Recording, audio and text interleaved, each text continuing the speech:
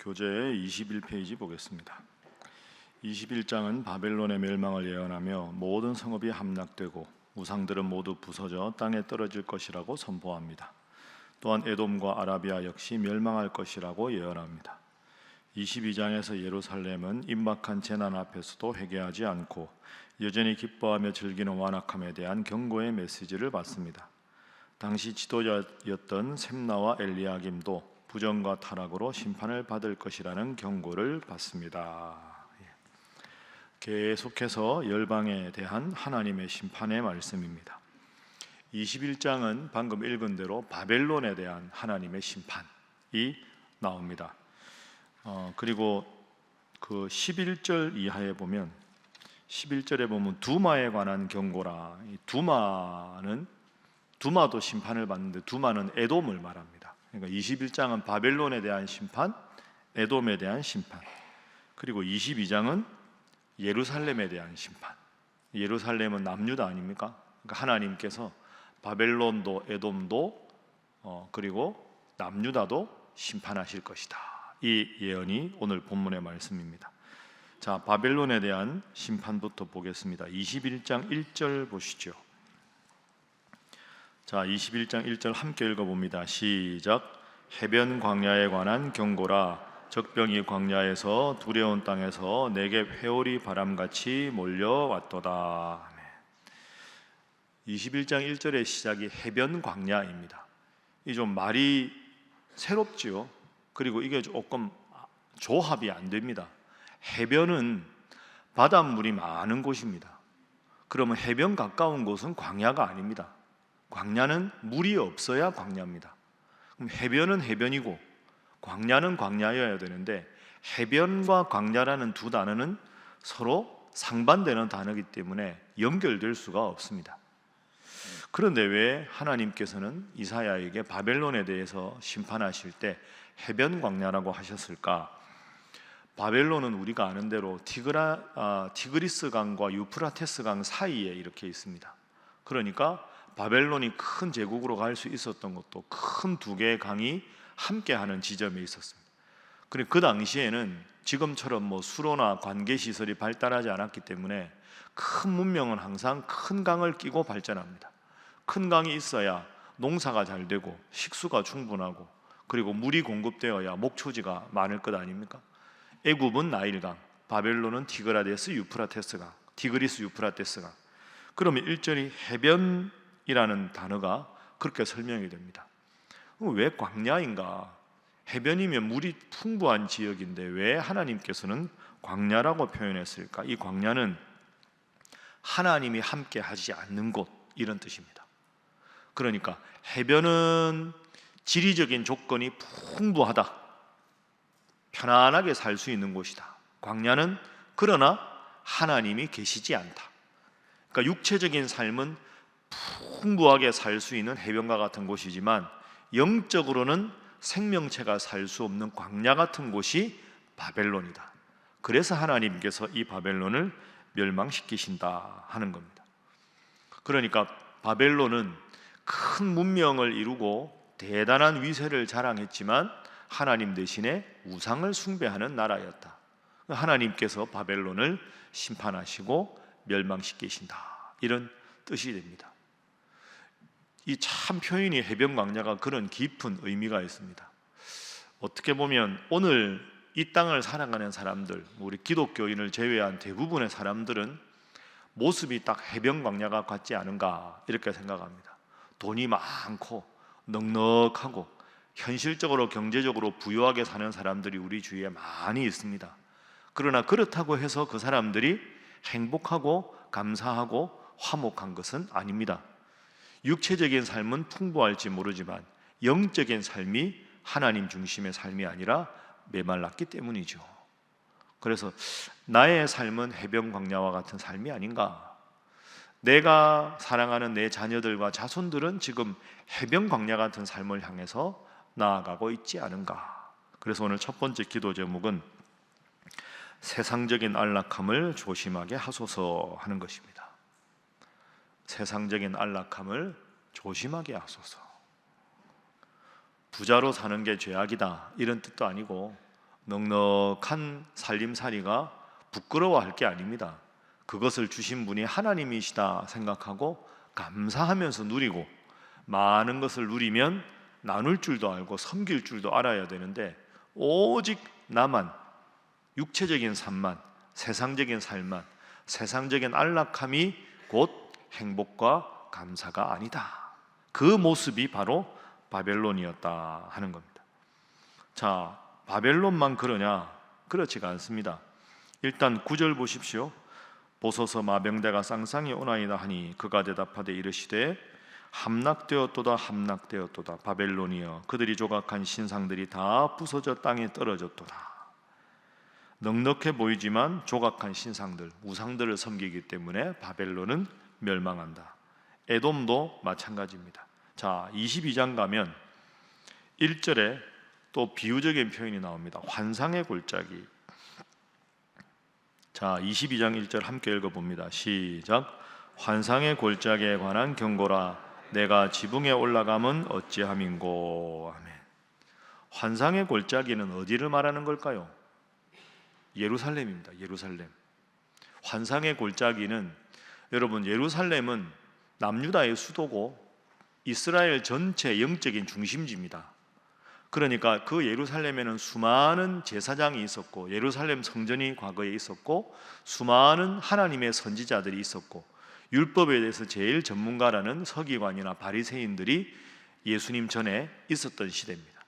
환상의 골짜기라는 말은 그만큼 영적으로 하나님 앞에 많은 전문가가 있고, 영적으로 하나님께서 말씀하시는 많은 예언자들이 있었다. 그런데 22장도 심판을 받는다.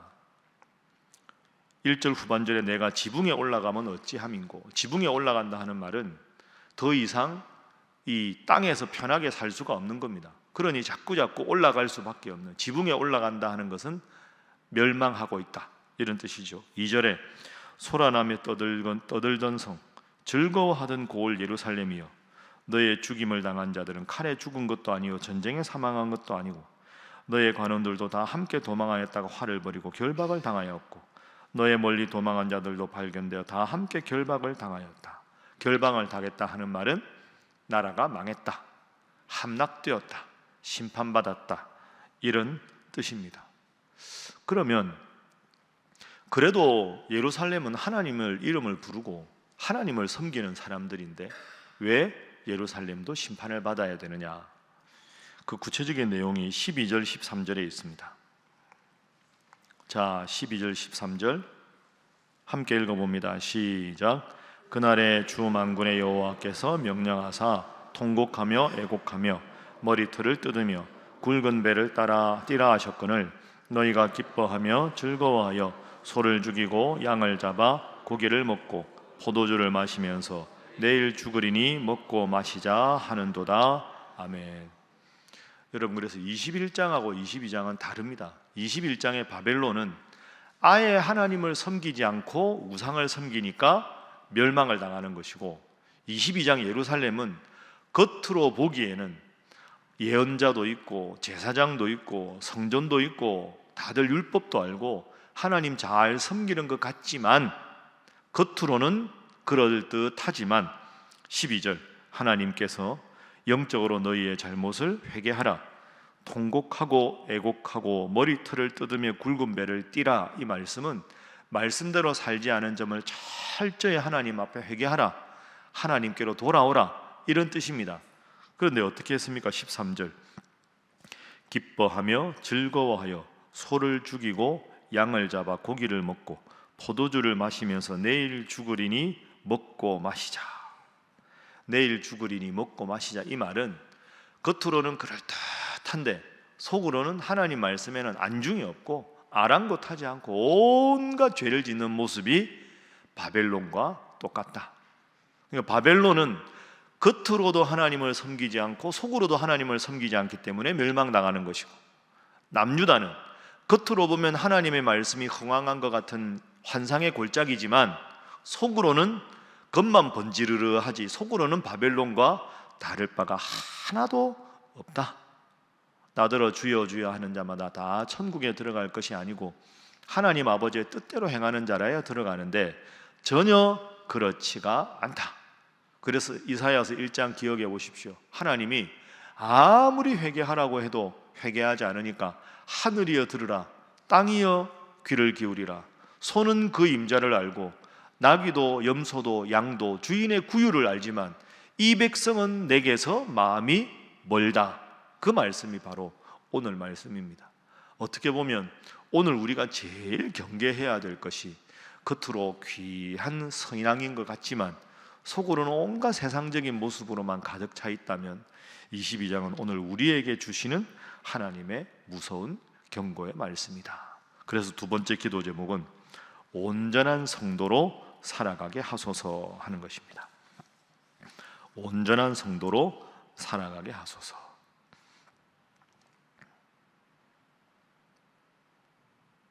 온전한 성도. 자, 저를 한번 따라해 보시죠. 신앙생활이라고 하면 제가 특별 새벽기도회 때 말씀드린 대로 교회 중심으로 신앙생활인데 이 신앙생활이 나아가서 성숙한 건 바로 이런 신앙입니다. 따라합니다. 생활신앙.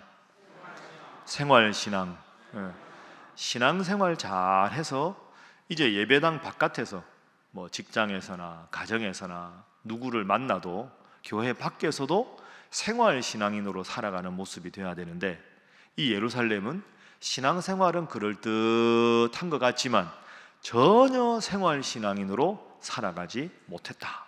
그 점을 주님께서 이렇게 지적하고 계시다. 그러니까 여러분 이 말씀이 참 위대한 말씀이지요. 이게 과거에만 적용되는 게 아닙니다.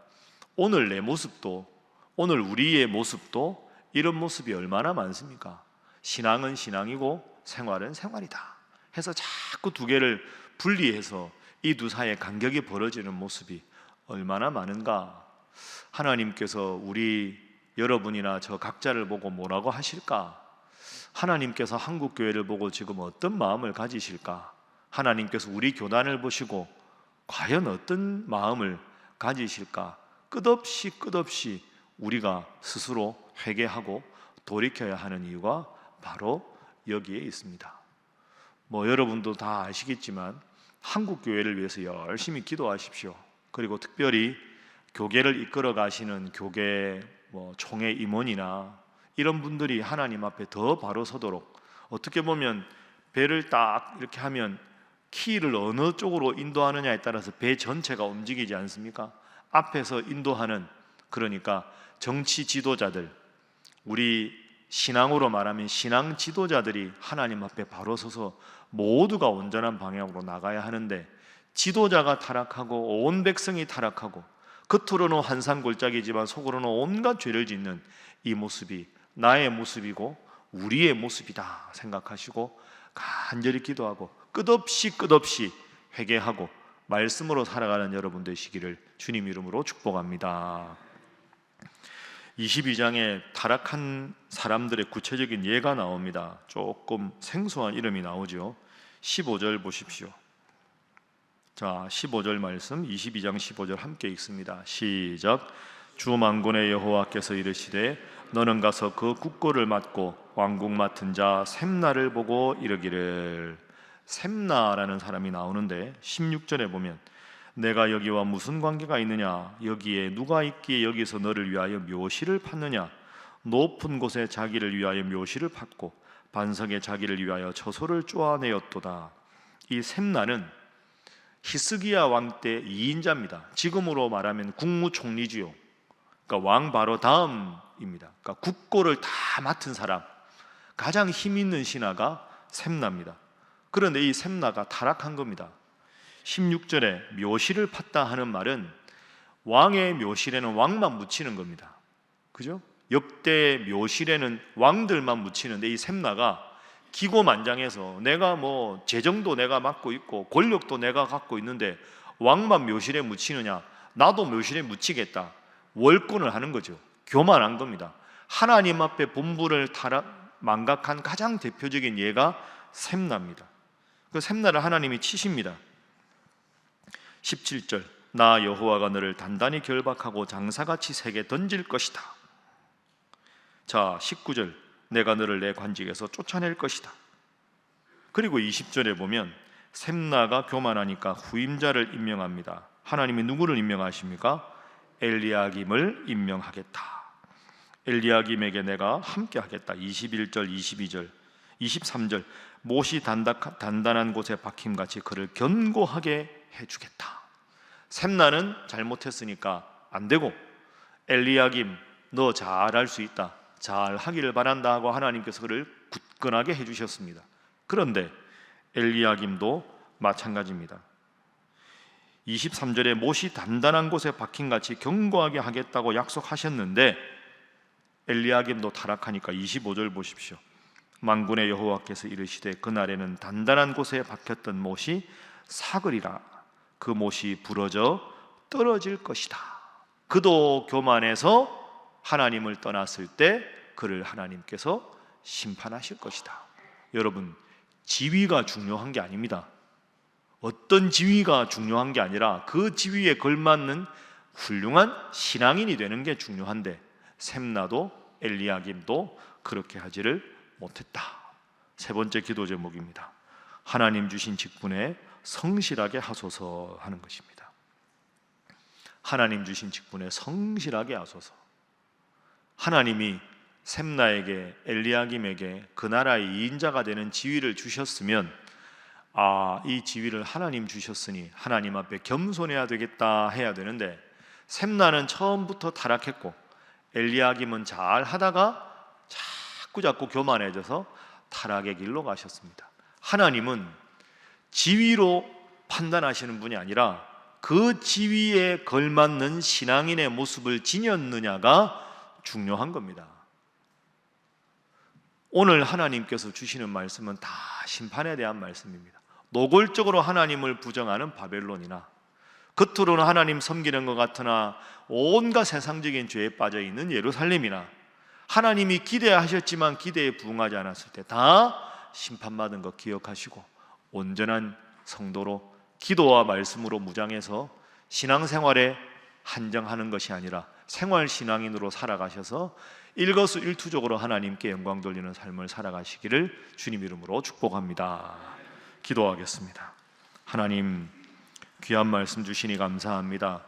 하나님께서 주신 것 감사히 누리게 하시되 세상적인 풍요와 세상적인 안락하게만 온전히 집중하여 하나님 사랑하기를 소홀히 하는 어리석은 자 되지 않게 하시고 위정자들과 우리 교계 지도자들 하나님 앞에 더욱더 바로 서서 우리 신일교회가 든든히 서게 하시고 한국교회가 든든히 서게 하시고 우리 교단이 이제 2주 후 총회가 있는데 든든히 서며 회개할 것 회개하고 이 세상 속에 빛과 소금의 역할을 잘 감당케 하여 주시옵소서.